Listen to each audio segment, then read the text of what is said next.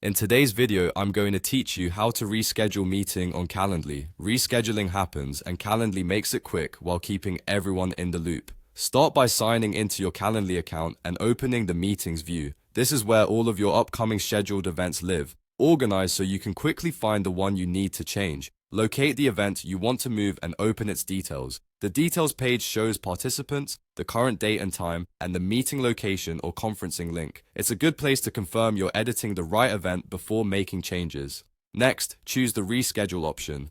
Calendly will check that you really want to change this booking, so go ahead and confirm by selecting Reschedule Meeting Now. This takes you to a scheduling screen that looks similar to what your invitees see, but tailored to rescheduling the existing event instead of creating a brand new one. Pick a new date from the calendar. If the calendar is not on the month you want, use the arrows to navigate.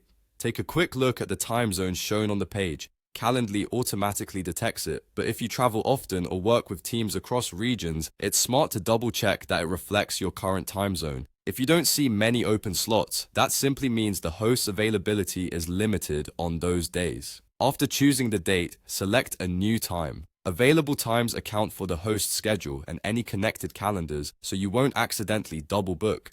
Choose the slot that works best and then continue to the next screen. Click Next to review your selection. You'll see a field where you can add a reason for the change. Keep it short and helpful, like noting a conflict, a shift in agenda, or travel. This message is shared with participants and helps set expectations, so avoid including any sensitive information. When you're ready, click Update Event. Calendly immediately sends updated notifications to attendees, updates calendar invitations, and refreshes conferencing links if your event uses a platform like Zoom or Google Meet. That means participants receive the new time and can confirm from their end without extra back and forth. A quick tip: if you want extra peace of mind, return to your meetings view and verify the event now shows the new date and time.